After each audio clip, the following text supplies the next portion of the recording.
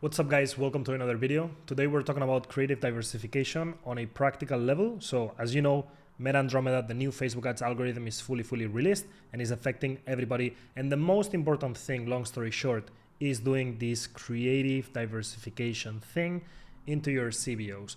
So the wrong action that I see a lot of people doing right now is taking just 30 ads, taking a bunch of ads and just moving them into a CBO and calling that creative diversification.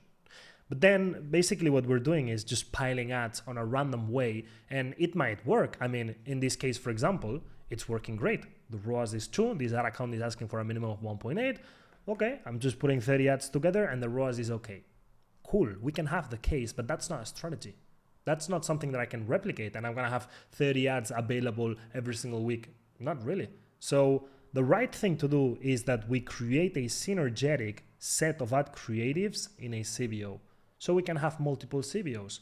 So we can sit down, plan the week in terms of content of new ads and be like, okay, this is gonna constitute a diversified CBO. Let's create it. And then for another product, let's create another one, but you're intentional and you know what you're doing, right? And I've been testing a lot of stuff with Andromeda, a lot. And I have access to the tests of my coaching clients and what I do with the accounts of my other clients. So I've got access to a lot and it's gonna be a great video. But I've done the A/B tests from Meta directly, what they recommended me, the account managers, the private ones we have. I've done things with 3 ad sets, things with 1 ad set, manual biddings, and yeah, let's just get straight into it. The very first thing is just understanding the concept of creative diversification, which is creating sets of ads where each ad creative sends a different retrieval signal to the Meta algorithm. That's it. It's like a little family of ad creatives where each one is different. That's it. What are we looking for? So in order to reach different users based on awareness, buying intent, preferred content format, and many other factors, all right? So we have to take into account that we want to reach different people from different angles who have different level of awareness and different level of desire for our product. And we want to adapt to all of them with multiple ads so that we win the auction every single time. That's it. Every single time there's an opportunity to show them an ad, we have an optional ad for that person. So back in the day, what we would do, let's put it very simple with interest targeting. Back in the day, the way the algorithm used to work with machine learning, 2018, all these things was with different interest targeting, you would reach different people and that's it. And if you wanted to reach 1 million people, you would pick, let's say 5 different interests that were pretty big each one. And you would do 5 different ads, each one with a different interest, and you're targeting a different bucket of audience inside Meta or Facebook as it was back in the day. But right now the problem is, and I'll show you an example where I had a problem. I fucked it up. I don't know where the example is, but we will see it. The problem that I had was building a CBO with very similar ads. All of them images, same message. The frequency was 4 after only 30 days. That's a real problem. That's something none of you should do. So I made the mistake. You don't do it, okay? So right now we basically, if we want to reach different audiences, the interest thing doesn't work. We need different ads. Now the benefit of this diversification thing is consistency. So this is a CBO with creative diversification that's been active for 1 year. You see it here, October 22nd, 2024, and over a year right now. It's got over 1,000 purchases. The ROAS is good, and it has around 20 or 22 ads inside. So it's working very well. And I know this campaign will come with me to Black Friday and I'm gonna hyperscale it because I did it last year already. And now this year I'm packed with a lot of purchases. So this is hyperscaling. Now, important concept that will be very helpful for you. And I have not seen this in any other YouTube video. So the point of horizontal versus vertical diversification, and we actually need both, but you can go more into one or more into another. It just depends on your personal case. Now, horizontal is basically having variety, having different avatars. So you target busy moms and you target stressed entrepreneurs. stuff like this. You have different concepts, different formats. TikTok made me buy it. You use these trends, you use videos, you use images, you use carousels, all of this diversity of different things. That would be horizontal. And then we've got vertical, which is how deep do you go? That would be organizing the CBO based on top of the funnel ads, middle of the funnel, and bottom of the funnel. Or you can also call it prospecting retargeting. Or you can also call it problem aware, solution aware, product aware, non-aware, super aware, whatever. It's basically making different ads inside the same CBO. You'll see it now in the example, where some of them are targeting people who don't know you. They don't know what you sell. Some of them are targeting people who are very aware of the problem that they have, but they don't know your product is a solution, or maybe they know your type of product is a solution, but they are considering multiple solutions. All of these things that if you read copywriting books, which you should, you will understand, and it's going to help you organize the CBOs. Now, this is the problem. So this is a CBO, the routine, this one. So the first one, back to routine, this was a CBO that we basically did. The client sent me a bunch of ads for this back to routine thing in September, October. And at the beginning it was great, but in just a few days, it started picking a super high frequency and I was not reaching new people. Now, if you compare it with the other two Andromeda CBOs, okay, where I had, product diversity with a bunch of different ads, and here I picked 20 ads that were completely different videos, images, founder video, TikTok thing, a bunch of things. I want you to look at the frequency, first of all. This is 4, this is a problem, and this is 1.3. Now, look at the reach. Remember the first one is the mistake, okay? So in the mistake CBO, I reached 32,000 unique people.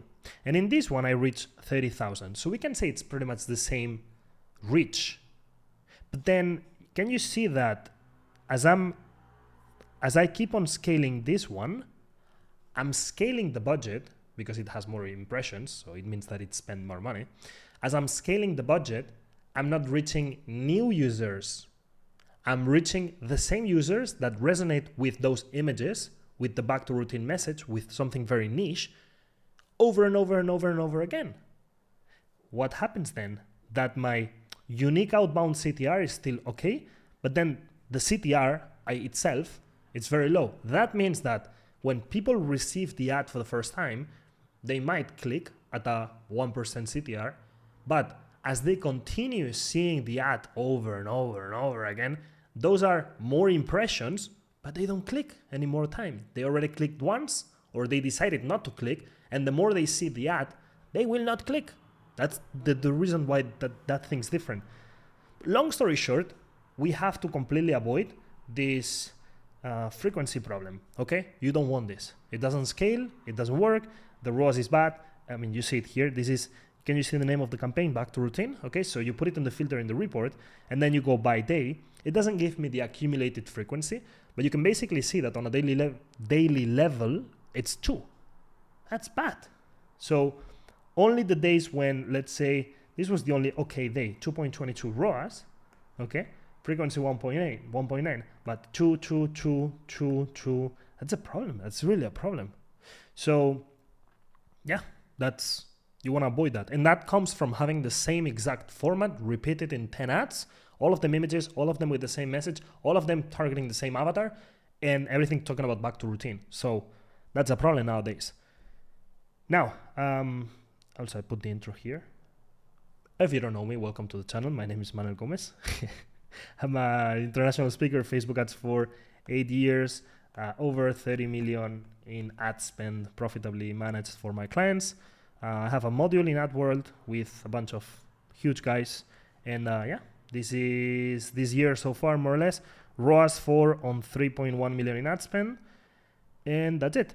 Now, I want to give you a big but. You have to be aware of this. No confusion. So all of the above, everything that I was talking about since now, is talking about delivery of ads. So how the ads are chosen by the machine, how they are distributed among millions of users, etc. Now, that's very cool and that's very important, but Andromeda is just a delivery mechanism. Like once you know what has changed, which is signal quality has to be high, creative diversification, you need multiple ads. Once you know the rules, and if you don't know, watch my other videos about Andromeda. I've got 2 more videos about that. Sorry. Once you know, what else is there to do? Like you will restructure things, but there's nothing else to do rather than increasing your knowledge about copywriting and designing super good ads. This weekend, I attended an event, a PPC event with some really, really high level media buyers. I was a speaker as well, very cool event. And we all got to the same conclusions, having a little bit of wine, a little bit some beers. And it was like, okay, once you know the fundamentals of, by the way, we're missing this book here. My favorite book should be there as an image, just imagine it. Once you know the basics, focus on copywriting and creatives, okay? That's it. So I'll give you a framework to make you think. If I ask you, well, we're gonna assume that people don't see one ad and they immediately buy. We're gonna assume that, especially when you're scaling and you're reaching 200,000 people a day. Now, you would think about the sequence. What 3 ads do people need to see before buying? Now, as an example, that could be, for example, starting with a before and after image, so they see the transformation. At that point, they are excited emotionally, they have desire, you touch on that. But with a testimonial video right after, in a tutorial, you will increase the confidence they have on that result, the belief that it's gonna work, because it works for somebody that's similar to them, and a tutorial of how to use the product, like a product demo. So that gives them a high likelihood, a perception of a high likelihood of succeeding if they buy, which is trust. And then finally, a product image with a reason to buy, like some more authority, a discount, shipping, more client reviews, stuff like this. So of course we cannot know, we cannot guess, but it makes sense to me that if people see these 3 ads, they end up buying, okay? Because it feels like it's complete, so it makes sense. Now let's see the example with a cosmetics brand that I like a lot, it's Gleaming. So imagine that we had to sell this one product and we have to do creative diversification. What can we do? How should we do it? Remember that I said before, vertical creative diversification, horizontal creative diversification. How do we do it for this case? We're gonna do a CBO. For me, just one ad set.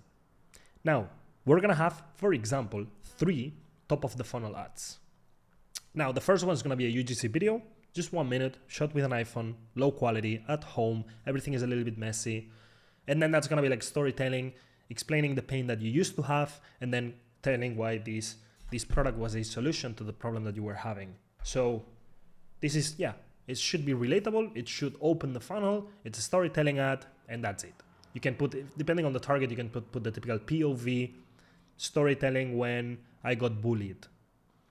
That's good, it's a good hook, whatever, depends on the target. Now, number 2, founder video with a camera, with a microphone, professional, nice. And it can be 2 minutes, 3 minutes, whatever. And then an article ad with an image, and this is an example. So this would be a good ad, I love it, for prospecting. 2 million people switch to this mask, here's why.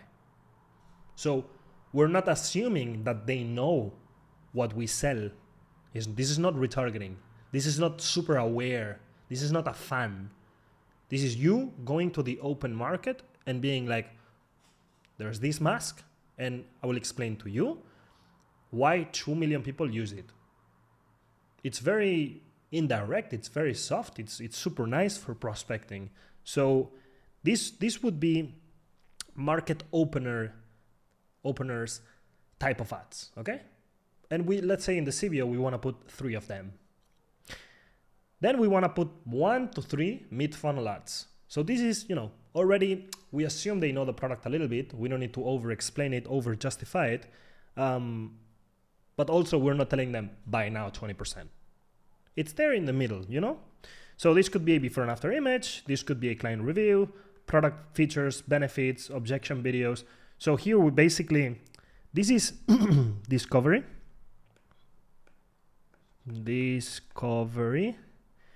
This is increase trust and belief that it works.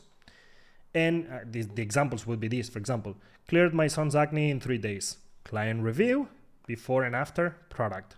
Very good composition. One mask, 6 benefits. So 6 benefits. Reviews, 95% recommend. Love it in 30 days or it's free.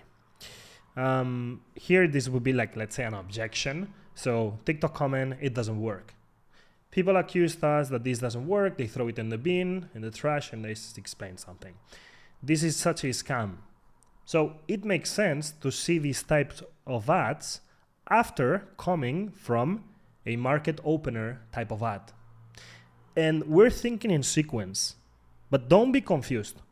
Some people, some users, but you cannot control this. Some users will see one of these ads, and afterwards the machine Meta will show them one of these ads. But there are other users in the market that Meta considers that they don't need to see these ads right here. They don't need this level of awareness, this over-explaining. They don't need it. And what Facebook's gonna do is show them directly one of these ads because they've been looking for a similar product, or they are very active when it comes to skincare stuff, whatever, that with just one of these ads, it's very likely that they get a result. You get a result, they buy or they click. And then I would also, in the CBO, include 1 to 3 bottom of funnel ads, which there it can be an offer, it can be back in stock, sold out 3x in a row, shipping, more client reviews, more before and afters, etc., which is stuff like this, okay? If you see the first ad, it doesn't make any sense for prospecting because you would see the ad and you're like, what is this thing? What is this? Like, she put something in the face? It looks horrible. Does it burn? Is it painful? What is this for? So you don't understand anything. This thing, 10 bottles for 72 pounds. I mean, what are these bottles? It looks like perfume. Is it good perfume?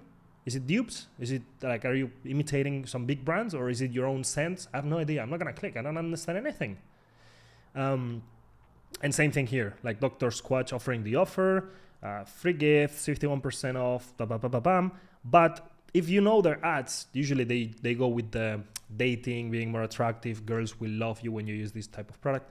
You need to be hooked into Dr. Squatch through this women will love your smell. You need to be hooked into that, and after that, receive this. So the conclusion of the video is, if in 2026 you want to be successful with Meta ads, you need 3 things. The first one, and it will serve you for the rest of your life, is being good at copywriting, which means selling products online through capturing existing desires and basically blending those into your product as the vehicle to achieve those desired states faster or better or whatever. Learn that. Second, understand Meta Andromeda and basically adapt to it as fast as possible. Make the necessary tests into your ad account to see how does this diversification behave? How is the budget distributed among ads? Do you need a CBO with 10 ads or with 5 is enough? Whatever the case might be, make the necessary tests and adapt as fast as possible. And point number 3 is basically, if you see my videos, you know that I love intraday scaling. You know that I love following patterns and scaling when the demand is very positive or is going to be very positive before payday, for example, the salary, before big events like Black Friday is coming and I'm going to do the biggest intraday scaling ever. And also, I like to look at market patterns. I like to, in the Black Friday Mastermind, we had a whole blog just talking about macroeconomics and how to predict how Black Friday is going to be. And I'm a freak on that because I find it super interesting to try to anticipate the behavior of the market and how demand is going to be based on other economic indicators. I mean, if you have these 3 things, you got it. Now, for each one of you, you will have a different case. And some of you will comment in this video and you will say, but I'm selling dog food. How should I structure the CBO? My advice, to be honest, I mean, there are 2 ways, okay? The first one is, and this is for everybody, develop criteria. So read the books, don't be lazy, or at least use ChatGPT. And you don't need to, like, there's no secret to Andromeda. You only need to know how to sell a product, and you only need to know the required sequence to sell that product, and then put that into a CBO where there is diversification, okay? That's it, but it takes effort and time, and you need to develop criteria. Now, the thing that I put out in the market to make things easier for people, and I mean, we're already 80 people into this, is this, okay? I'm putting my whole effort into developing the Google Docs, the coaching, putting people together in these communities to help them implement and troubleshoot, and they launch things, it doesn't work, we review it together, what structure should I follow, I check it for them. This exists, and you can pay for coaching, but I recommend you to develop criteria. And after that, join any group that you want, be together with people, and scale.